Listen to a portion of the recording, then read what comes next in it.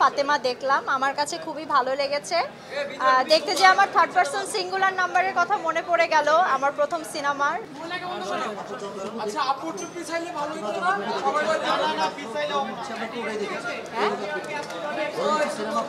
হ্যাঁ হ্যাঁ দেখেছি অবশ্যই।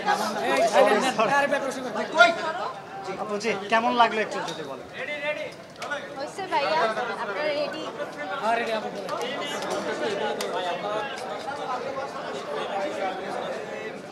রেডি? ধ্রুব হাসানের পরিচালনায় তাসনিয়া ফারিনের প্রথম সিনেমা ফাতেমা দেখলাম, আমার কাছে খুবই ভালো লেগেছে। দেখতে যে আমার থার্ড পারসন সিঙ্গুলার নাম্বারের কথা মনে পড়ে গেল আমার প্রথম সিনেমার কথা মনে পড়ে গেল।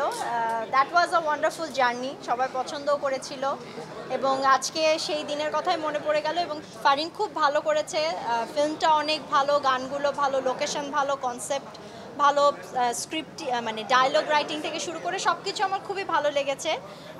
যিনি ডিওপি, যিনি চিত্র মানে পুরো বিষয়টা ভিজুয়ালি কি বলবো, যিনি ডিওপি ছিলেন আর কি, খুব গুছিয়ে কথা বলতে পারি না, সরি।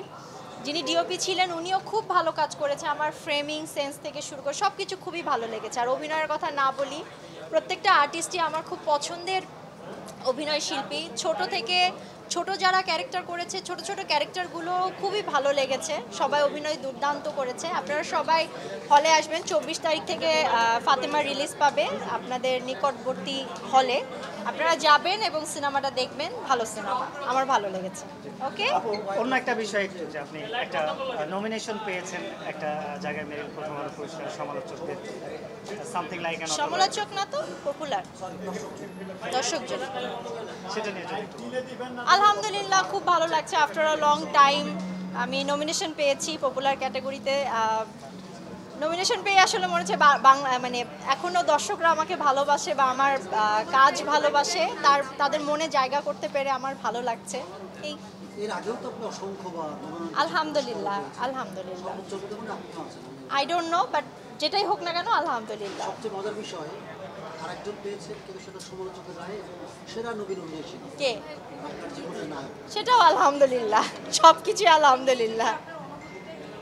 কি অনুভূতি বলবো, না না, যে কোনো কাজের স্বীকৃতি পাওয়া বা দর্শকরা যখন পছন্দ করে, আসলে দর্শকদের জন্যই আমরা সিনেমা করি। তো আফটার আ লং টাইম পরে আমি একটা সিনেমা করেছি, দর্শকরা পছন্দ করেছে, আমাকে ভোট করেছে, আমি নমিনেশন পেয়েছি, খুবই ভালো লাগছে। পাশাপাশি সরোয়ারও নমিনেশন পেয়েছে, ওর অনুভূতিও আশা করছি ভালো। আমার পক্ষ থেকে আমারও তো খুবই ভালো লাগছে, এই আর কি। ইলহামের অনুভূতি কি? এখনো জানতে পারিনি, জানতে পারলে অবশ্যই আপনাকে জানাবো। ইলহামের এখনো বোঝার বয়স হয়নি, এখন কোনো কাজ নিয়ে কথা বলতে চাচ্ছি না। আমি ইলহামকে তৈরি করছি এবং নিজেকেও তৈরি করছি ভবিষ্যতে ভালো কাজের জন্য। কারণ নিজে তৈরি হলে হবে না, ইলহামকেও তৈরি করতে হবে, তাকেও বুঝতে দিতে হবে যে তার মা একজন কর্মজীবী মহিলা। সো দুজন নিজেকে এবং তাকেও প্রিপেয়ার করছি, ইনশাল্লাহ খুব শীঘ্রই আমাকে কোনো ভালো কাজে দেখতে পারবে। সেটাও হতে পারে, আই ডোন্ট নো। আচ্ছা, সন্তানের প্রতি মায়ের চাওয়া কি, মানে বড় হয়ে সে কি হবে এরকম বাবা মার একটা ইচ্ছা থাকে না? কেন সন্তানের প্রতি মায়ের চাইতে এইটা আবার কি হবে? সন্তান বড় হয়ে, যে কোনো সন্তান বড় হয়ে কি হতে চাইবে, কি করবে, তার ফিউচার কি হবে, that should be there decision, not my decision. So আমি তাদেরকে মানে আমি আমার সন্তানকে গাইড করতে পারি, বলতে পারি, কিন্তু সেই রাস্তায় তাকেই একা চলতে হবে। সো তার ডিসিশন সে নিবে, কি করতে চাই সেটা সে করবে, এটা আমার ডিসিশন না, it should not be my decision.